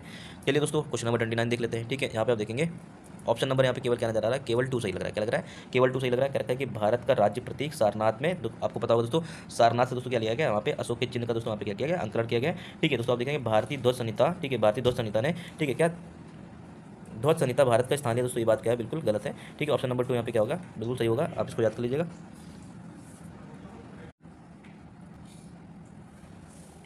मेरे प्यारे साथियों, यहाँ पे आप क्वेश्चन नंबर 30 देख रहे हैं। क्या कि निम्नलिखित में से किसने कहा कि एक न्यायपूर्ण समाज वह समाज है जिसमें श्रद्धा की आरोही भावना और अवमानना की अवरोही भावना एक दयालु समाज के लिए निर्माण की कुल जाती है। ठीक है, तो मेरे प्यारे साथियों, आप यहाँ पे देखेंगे जिनके दोस्तों यहाँ पे डॉक्टर बाबा साहब भीमराव अम्बेडकर के नाम से जानते हैं, BR अम्बेडकर के नाम से दोस्तों यहाँ पे क्या करते हैं, इनको जानते हैं। दोस्तों इन्होंने क्या कहा कि आप यहाँ देखेंगे एक न्यायपूर्ण समाज वह समाज है, मतलब एक न्यायपूर्ण समाज वह समाज है जिसमें श्रद्धा की आरोही भावना, आरोही मतलब क्या होता है, बढ़ती हुई भावना, क्या बढ़ती हुई भावना, ठीक है, और अवमानना की अवरोही भावना, अवमानना दोस्तों मतलब जो कंटेम्प्ट होता है, ठीक है, उसका दोस्तों यहाँ पे डिसेंडिंग ऑर्डर उन्होंने बताया, क्या बताया, डिसेंडिंग ऑर्डर। श्रद्धा की दोस्तों क्या बताया, असेंडिंग ऑर्डर बताया, और दोस्तों कंटेम्प्ट का उन्होंने क्या बताया, यहाँ पे डिसेंडिंग ऑर्डर बताया। ठीक है, अब दोस्तों कहते हैं भावना एक दयालु समाज की दोस्तों क्या होती है, निर्माण में घुल जाती है। क्या एक दयालु समाज के निर्माण में घुल जाती है, ये कॉन्सेप्ट कितना है, किसका है, बाबा साहब भीमराव अम्बेडकर का, याद रखना। ठीक है, मेरे प्यारे साथियों, क्वेश्चन नंबर कर रखा है 31। ठीक है, क्वेश्चन नंबर 31 कर रखा है दक्कन की जौरवीय संस्कृति के बारे में निम्नलिखित कथनों पर क्या कीजिए, विचार कीजिए। ऑप्शन नंबर 1 कर रखा है कि यह व्यावहारिक रूप से तटीय कोंकण जिलों को छोड़कर पूरे आधुनिक महाराष्ट्र में को कवर करता है। क्या करता है, मतलब कोंकण डिस्ट्रिक्ट को छोड़ करके क्या करता है, पूरे महाराष्ट्र को क्या करता है, कवर करता है। ठीक है दोस्तों, आप देखेंगे दक्कन का जो पठार है, ठीक है, दक्कन का जो प्लेटो दोस्तों वो महाराष्ट्र रीजन इसी के अंतर्गत आ जाता है। ठीक है, दक्कन का प्लेटो दोस्तों यहाँ पे क्या है, ये ईस्ट की तरफ दोस्तों क्या हुआ है, झुका हुआ है, क्या है, झुका हुआ है दोस्तों। इसी वजह से दो नदियां हैं दोस्तों, मैक्सिमम नदियां हैं दोस्तों किधर की तरफ है, ईस्ट फ्लोइंग रिवर है पेनिनसुलर रीजन में। ठीक है मेरे प्यारे साथियों, इसके बाद आप देखेंगे प्रवरा गोदावरी घाटियां परमाणु क्षेत्र प्रतीत होती है। क्या, प्रवरा और गोदावरी घाटियां, ठीक है, प्रवरा और गोदावरी घाटियां, ठीक है, क्या पता है, परमाणु एटॉमिक रीजन के बारे में दोस्तों यहाँ पे इंडिकेट करती है, ऐसा क्वेश्चन क्या रखा है।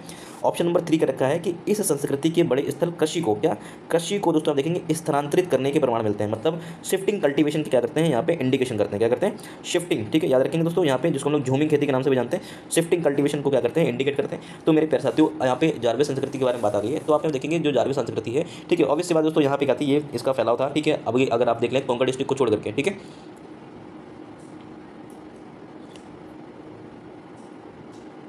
तो मेरे प्यारे साथियों आप यहाँ देखेंगे जो ये जारवे संस्कृति थी, ठीक है, ये कोस्टल रीजन में नहीं थी। क्या, ये ध्यान देना, कोस्टल रीजन में नहीं थी। क्या, कोस्टल रीजन में नहीं थी। ठीक है, तो आप यहाँ पे एक बात बताओ, जब ये कोस्टल रीजन में नहीं थी तो ये कोंकण जो तट आता है, ठीक है, या जो कोंकण तट आता है, तो मेरे प्यारे साथियों ये कोस्टल ही रीजन तो था। तो मेरे प्यारे साथियों इस वजह से यहाँ पे ये ऑप्शन क्या हो जाता है, बिल्कुल करेक्ट हो जाता है। महाराष्ट्र में था, लेकिन दोस्तों आप देखेंगे कोस्टल रीजन में दोस्तों इस संस्कृति का दोस्तों यहाँ पे विस्तार नहीं मिलता है, मतलब ये तटों से दूर रहे हैं, क्या रहे हैं, तटों से दूर रहे हैं, ये बात आपको पता चल गई। उसके बाद दोस्तों आप देखेंगे प्रवरा गोदावरी घाटियां, ठीक है, परमाणु क्षेत्र प्रतीत होता है, बात बिल्कुल सही है। क्या, ये भी बात बिल्कुल सही है। ऑप्शन नंबर 2 दोस्तों यहाँ पे एब्सोल्युटली करेक्ट है। करेक्ट है कि इस संस्कृति के बड़े स्थल कृषि को स्थानांतरित करने के प्रमाण देते हैं, मतलब शिफ्टिंग कल्टीवेशन की यहाँ पे इंडिकेट करते हैं। दोस्तों ये बात बिल्कुल गलत है। ठीक है दोस्तों, ये लोग जटिल प्रकार के यहाँ पे क्या करते थे, कृषि करते थे। ठीक है दोस्तों, आप देखेंगे कि जारवे संस्कृति बड़े स्थलों पर कृषि के स्थानांतरण के साक्ष्य मिलने का दावा पुरातात्विक अभिलेखों के द्वारा दोस्तों आप देखेंगे ये बिल्कुल भी समर्थन नहीं किया गया इसको। ठीक है, इसके बजाय दोस्तों आप देखेंगे कृषि के अधिक स्थापित रूप से, मतलब यहाँ पे एक देखेंगे एक ये स्थायी खेती करते थे, क्या करते थे, स्थायी खेती को दोस्तों क्या करते हैं, समर्पित करते हैं, इसका इशारा करते हैं। ठीक है, तो मेरे पास तो यहाँ पे ऑप्शन नंबर 3 क्या हो जाएगा, गलत हो जाएगा, क्योंकि लोग ये क्या करते थे, यहाँ पे परमानेंट खेती करते थे, स्थायी खेती करते थे, ना कि शिफ्टिंग कल्टीवेशन करते थे। ठीक है, अब मेरे पास तो यहाँ पे जारवे संस्कृति की बात आई है, तो आप यहाँ देखेंगे जो जारवे संस्कृति है, ठीक है, इसमें दोस्तों आप देखेंगे लाल, क्या या ध्यान देंगे लाल, और यहाँ पे देखेंगे ब्लैक, ठीक है, रेड एंड ब्लैक। ठीक है, लाल और काले बर्तनों के लिए दोस्तों यहाँ पे क्या है, इसको विशेष रूप से पहचाना जाता है। ठीक है, अब दोस्तों आप देखेंगे दैमाबाद, क्या दैमाबाद रीजन, ठीक है, दैमाबाद, ठीक है, दैमाबाद में देखेंगे दोस्तों यहाँ पे, दैमाबाद में दोस्तों यहाँ पे क्या मिलते हैं, यहाँ पे इनकी बस्तियों के बारे में इन्फॉर्मेशन मिलती है। क्या मिलती है, बस्तियों के बारे में यहाँ पे इनकी इन्फॉर्मेशन मिलती है। तो दोस्तों आपको यहाँ पे इससे संबंधित काफ़ी चीज़ें पता चल गई। तो दोस्तों यहाँ पे ऑप्शन नंबर 1 सही था, 2 सही था दोस्तों, यहाँ पे 3 ऑप्शन सही नहीं था दोस्तों, यहाँ पे ऑप्शन नंबर क्या हो जाएगा इसका, बी सही हो जाएगा। ठीक है मेरे प्यारे साथियों, क्वेश्चन नंबर यहाँ पे 32 कह रखा है कि कश्मीर शैव धर्म, क्या शैव धर्म का प्रतिपादन किसने किया था। क्या कश्मीर में शैव धर्म का प्रतिपादन किसने किया था। दोस्तों आपको याद होगा, मैंने अलवार संत बताए थे, नयनार संत बताए थे दोस्तों, ये सब चीज़ें आप भूलेंगे नहीं, अपने दिमाग में रखेंगे। ठीक है, उसके बाद दोस्तों आप देख रहे हैं शैव धर्म का प्रतिपादन किसने किया था, ऑप्शन नंबर 32 दोस्तों आप देख रहे हैं वासुगुप्त ने किया था। किसने किया था, वासुगुप्त ने किया था, जरा जान लेते हैं इनके बारे में। वासुगुप्त ने दोस्तों आप देख रहे हैं स्पंद कारिका, क्या स्पंद कारिका और शिव सूत्र जैसे ग्रंथों के माध्यम से कश्मीर शैव धर्म को दोस्तों यहाँ पे क्या किया, प्रतिपादन किया। दोस्तों आप यहाँ पे क्या देख रहे हैं, स्पंद कारिका, क्या स्पंद, ठीक है ध्यान देना, स्पंद कारिका, ठीक है, स्पंद कारिका, और उसको कौन से, शिव सूत्र, क्या शिव सूत्र। दोस्तों इसका संबंध किससे यहाँ पे ध्यान रखेंगे, स्पंद कारिका और शिव सूत्र जैसे जो ग्रंथ हैं, ठीक है, इनके माध्यम से किसने, वासुगुप्त ने, क्या वासुगुप्त ने दोस्तों यहाँ पे क्या किया था, कश्मीर शैव धर्म को प्रतिपादित किया था। ठीक है, अभिनव गुप्त बाद के, क्या अभिनव गुप्त बाद के एक महत्वपूर्ण दार्शनिक थे, ठीक है, जिन्होंने इस परंपरा को आगे बढ़ाकर और उस पर टिप्पणी भी लिखी। क्या उसके ऊपर टिप्पणी भी लिखे। तो आप याद रखेंगे पहले कौन है दोस्तों यहाँ पे, वासुगुप्त। अगर वासुगुप्त यहाँ पे ना होते दोस्तों यहाँ पे अभिनव गुप्त भी क्या करते थे, करेक्ट आंसर लगा सकते थे। ठीक है, दोस्तों आपको यहाँ पे क्वेश्चन नंबर 32 अच्छे से समझ में आया होगा। क्वेश्चन नंबर 33 कह रखा है कि मौर्य राज्य और वन लोगों के बारे में, क्या वन लोगों के बारे में निम्नलिखित कथनों पर क्या कीजिए, विचार कीजिए। क्या मौर्य राज्य और वन लोगों के बारे में, ठीक है, तो आप देखेंगे दोस्तों ऑप्शन नंबर 1 कह रखा है कि वन लोगों को राजनीतिक और आर्थिक प्रभुत्व के नए रूपों के अधीन किया गया। और उन्हें अधीनस्थ और आत्मसात करने की आवश्यकता के कारण इन लोगों को शाही क्षेत्र से बाहर करने के पहले के रवैयों में बदलाव आया। ठीक है, कहने का फिर दोस्तों आप देख रहे हैं ऑप्शन नंबर 2 रखें, राज्य में माना कि वन उपज वन लोगों को एकमात्र अधिकार था। ठीक है, ऑप्शन नंबर 3 रखा है कि राज्य वनों के संरक्षण से संबंधित और इसके लिए जंगलों को जलाना निषिद्ध था। क्या जंगलों को जलाना निषिद्ध था। रखा है कि ऑप्शन नंबर 4 में करके वन के लोगों को राज्य की सेवा करने के लिए इस्तेमाल किया जा सकता और सैनिकों, जासूसों और हथियारों के रूप में इस्तेमाल किया जा सकता था। ठीक है दोस्तों, किसके बारे में बात किया यहाँ पे, मौर्य राज्य और वन लोगों, मतलब मौर्य डायनेस्टी के टाइम पीरियड में जो फॉरेस्ट रीजन में दोस्तों यहाँ पे जो लोग रहते थे उनके बारे में बात की गई है। तो मेरे पास आप देखेंगे यहाँ पे आप देखेंगे ऑप्शन नंबर 33 क्या रखा है कि यह कथन भी सत्य है, मौर्य साम्राज्य ने अपनी सेना और प्रशासन में वनवासियों, ठीक है क्या, वनवासियों को विभिन्न भूमिकाओं में शामिल किया। अर्थशास्त्र में ऐसे संदर्भ मिलते हैं कि जहां वनवासियों को सेना में विशेष रूप से दोस्तों गुरिल्ला युद्ध में, कहाँ पे गुरिल्ला युद्ध में, और जासूसों के रूप में उनकी स्थानीय जानकारी के कारण उपयोग किया जाता था। ठीक है, तो मेरे पास तो देखेंगे इस विश्लेषण के आधार पर कथन नंबर 1, 3, 4 सही प्रतीत होते हैं और यहाँ पे कथन नंबर 2 क्या है, गलत है। कहने का मतलब यह है कि ऑप्शन नंबर 1 सही है, ठीक है, 3 सही है, 4 सही है। ठीक है, आप देखेंगे वन लोगों को राजनीतिक और आर्थिक प्रभुत्व के नए रूपों के अधीन किया गया था और उन्हें अधीनस्थ और आत्मसात करने के लिए दोस्तों, मतलब उनको मजबूत करने के लिए, ठीक है, आत्मसात की आवश्यकता के कारण इन लोगों को शाही क्षेत्र से बाहर करने के पहले के रवैयों में क्या किया गया, बदलाव लाया गया। क्या किया गया, बदलाव लाया गया, मतलब इनको थोड़ी सी रिस्पेक्ट देना यहाँ पे क्या कीजिए स्टार्ट की राज्य में। ठीक है, राज्य ने माना कि वन उपज वन लोगों का एकमात्र अधिकार है। दोस्तों ये बात बिल्कुल गलत है। ठीक है दोस्तों, यहाँ पे ये ऑप्शन नंबर 3 और 4 भी क्या है, बिल्कुल सही है। ठीक है, जैसे कि मैंने यहाँ पे पढ़ दिया आपको। 34 कर रखा है, निम्नलिखित में से कौन सी एक महत्वपूर्ण प्रारंभिक चोल पेंटिंग है जिसे 1931 में, ठीक है, वृद्धेश्वर मंदिर, ठीक, तंजावुर में खोजा गया था। तो मेरे पास साथियों आप यहाँ पे ध्यान देंगे। ठीक है, यहाँ पे शिव योग दक्षिणामूर्ति के रूप में, क्या शिव योग दक्षिणामूर्ति के रूप में दोस्तों यहाँ पे क्या किया गया था, इनको यहाँ पे खोजा गया था। ठीक, ऑप्शन नंबर यहाँ पे क्या हो जाएगा, इसका बी सही हो जाएगा। मेरे प्यारे साथियों क्वेश्चन नंबर 35 कर रखा है कि निम्नलिखित में से कौन सा राजा कृष्णदेवराय का एक दरबारी कवि नहीं था। क्या दरबारी कवि नहीं था। तो मेरे प्यारे साथियों आप यहाँ पे देखेंगे ऑप्शन नंबर डी सिद्धेश्वर। क्या सिद्धेश्वर। ठीक है, तो आप यहाँ पे देख रहे हैं कि क्योंकि राजा कृष्णदेवराय के दरबारी कवि नहीं थे। क्या, तो मेरे प्यारे साथियों यहाँ पे देखेंगे सिद्धेश्वर। क्या सिद्धेश्वर दोस्तों यहाँ पे नहीं शामिल थे। ठीक है, कृष्णदेवराय के दरबारी कवि में से दोस्तों आप देखेंगे तिम्मा शामिल थे, दाता शामिल थे, ठीक है, मल्लना दोस्तों, ठीक है, तीनों ही लोग शामिल थे दोस्तों, यहाँ पे सिद्धेश्वर शामिल नहीं थे। ठीक है,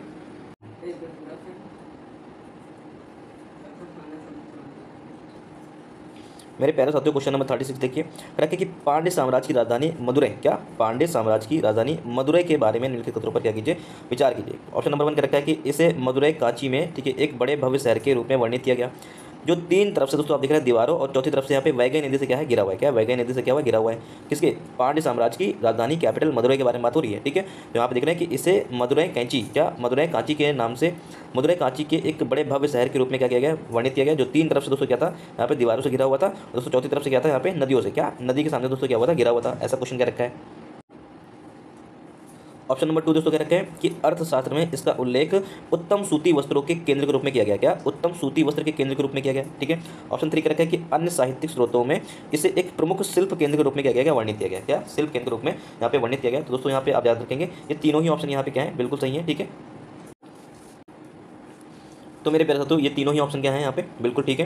क्या मदुरै कांची, क्या मदुरै कांची में एक बड़े भव्य शहर के रूप में से क्या किया गया, वर्णित किया गया है, जो 3 तरफ से दोस्तों देख रहे हैं दीवारों से घिरा हुआ है और चौथी तरफ से यहाँ पे क्या देख रहे हैं, वैगई नदी से दोस्तों क्या हुआ, घिरा हुआ है।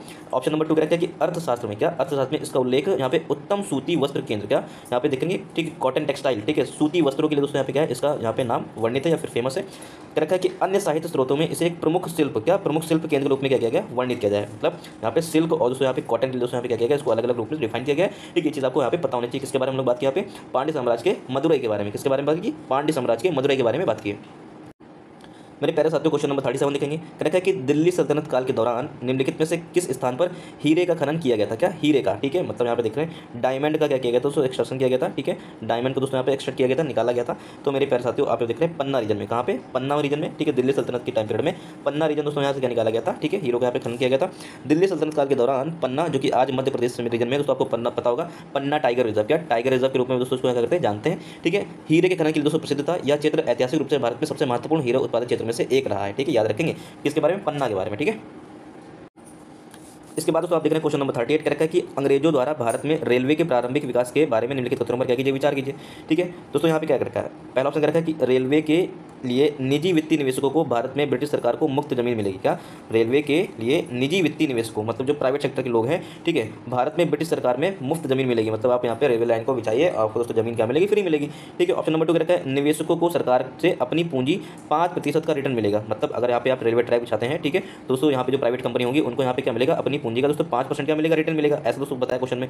यदि लेकिन दोस्तों ऐसा कब होगा? यदि वे नुकसान में, ठीक है, भाग गए या अपर्याप्त लाभ हासिल हुआ। क्या? अपर्याप्त लाभ हासिल हुआ। दोस्तों यहाँ पे क्वेश्चन नंबर 3 रखा है, रेलवे का प्रबंध, ठीक है, सरकार के साथ संयुक्त रूप से दोस्तों किया जाएगा। ठीक, मतलब जो प्राइवेट सेक्टर है और दोस्तों गवर्नमेंट सेक्टर यहाँ पे क्या करेंगे? दोनों ही मिलकर के अलाइन रूप से क्या करेंगे? काम करेंगे। ठीक है। ऑप्शन नंबर 30 में दोस्तों आप देखेंगे कि यहाँ पे क्या रखा है कि यह प्रश्न ब्रिटिश काल में भारत में रेलवे विकास से संबंधित है। इसमें दोस्तों 3 कथन यहाँ पे दिए गए हैं, आपको पहचान करने के लिए दोस्तों यहाँ पे सही है। ठीक है। कथन 1 और कथन 2 सही है। क्या? कथन 1 और कथन 2 यहाँ पे सही है। ठीक है। रखा कि ब्रिटिश सरकार ने निजी कंपनियों को रेलवे में निवेश करने के लिए आकर्षित करने के लिए दोस्तों मुफ्त जमीनें और न्यूनतम 5% दोस्तों रिटर्न की गारंटी दी थी। ठीक है। कथन यहाँ पे 3 क्या है? गलत है। प्रारंभिक रेलवे का प्रबंधन मुख्य रूप से दोस्तों निजी कंपनियों द्वारा किया जाता था, ना कि दोस्तों आप देख रहे हैं संयुक्त रूप से सरकार के द्वारा। ठीक है। कहने का मतलब यहाँ पे क्या ये वाला ऑप्शन क्या है? बिल्कुल गलत है। क्या है? ये वाला ऑप्शन गलत है। ठीक है। क्या रखा है दोस्तों उपयुक्त से कौन सा सही है? ठीक है। तो दोस्तों यहाँ पे क्या है? एक ये सही है और ये सही है। तो मेरे पास तो यहाँ पे कितने ऑप्शन सही हो गए? यहाँ पे 2 ऑप्शन सही हो गए। कितने ऑप्शन सही हो गए? 2 ऑप्शन सही हो गए। तो आपको यहाँ पे ये चीज़ समझ में आई होगी। ठीक है। क्या किया गया था इस वाली लाइन को? ठीक है, आप यहाँ पे याद रखेंगे। ठीक है। इस वाली लाइन को दोस्तों आप यहाँ पे हाईलाइट कर लो। क्या कर लो यहाँ पे? ठीक है। रेलवे में, ठीक, निवेश करने के लिए दोस्तों क्या किया था? प्राइवेट सेक्टर को आप क्या किया गया था? यहाँ पे लुभाया गया था। ठीक है। पहली चीज़ होगी दोस्तों क्या रखा है कि उनको न्यूनतम 5% रिटर्न की क्या कर दी गई थी? गारंटी दी गई थी। और दोस्तों ये वाला जो ऑप्शन है जिसमें क्या रखा है कि संयुक्त रूप से दोस्तों यहाँ पे ब्रिटिश गवर्नमेंट भी क्या करेगी? पार्टिसिपेट करेगी। ये दोस्तों वक्तव्य क्या है? बिल्कुल गलत है। ठीक है। दोस्तों यहाँ पे सही वाला पूछा तो दोस्तों ये सही है, ये सही। ऑप्शन नंबर आपका क्या? ऑप्शन नंबर दोस्तों यहाँ पे कितना सही हो जाएगा? 2 सही हो जाएगा। Option number B is the correct answer.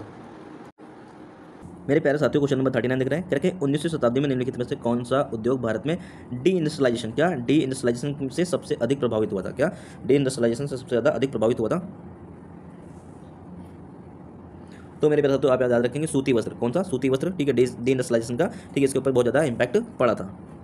निम्नलिखित चोल राजाओं में से किसने, ठीक है, श्री विजय के शैलेंद्र शासक को, क्या श्री विजय के शैलेंद्र शासक को, ठीक है, नेगापट्टनम में बौद्ध विहार बनाने के लिए प्रोत्साहित किया गया था? क्या किया था? नेगापट्टनम में, ठीक है, शैलेंद्र शासक को, क्या शैलेंद्र शासक को दोस्तों क्या किया गया था? प्रोत्साहित किया गया था। क्या? बौद्ध विहार बनाने के लिए। तो मेरे पास यहाँ पे आप देखेंगे, ठीक है, ऑप्शन नंबर बी सही है इसका, राज फर्स्ट को। क्या? राज फर्स्ट को। आप यहाँ पे देखेंगे दोस्तों, यह प्रश्न चोल साम्राज्य के इतिहास से संबंधित है। इसमें पूछा गया है कि किस चोल राजा ने, ठीक है, श्री विजय के शैलेंद्र शासक को, यहाँ पे देखेंगे नेगापट्टनम, ठीक है, अभी जो दोस्तों यहाँ पे क्या है, अब क्या है यहाँ पे नागपट्टनम है, जो कि दोस्तों अब यहाँ पे क्या है? नागपट्टनम के रूप में जाना जाता है। एक बौद्ध विहार मठ बनाने के लिए प्रेरित किया गया था। ठीक है। ऐतिहासिक रूप से यह ज्ञात है कि चोल राजा, ठीक है, चोल राजा राजराज प्रथम ने दोस्तों यहाँ पे क्या किया था? ऐसी व्यवस्था की थी। तो अब याद रखना, तो शैलेंद्र शासक, क्या आप यहाँ पे याद रखेंगे क्वेश्चन को, क्या शैलेंद्र शासक को नेगापट्टनम में बौद्ध विहार बनाने के लिए प्रोत्साहित किया था? किसने किया था? राजराज फर्स्ट ने किया था। ठीक है। दोस्तों 41 देखेंगे। क्या रखा है कि निम्नलिखित में से कौन सा एक असहयोग आंदोलन के कार्य, ठीक है, कार्यक्रम का हिस्सा नहीं था? क्या? कार्यक्रम का हिस्सा नहीं था।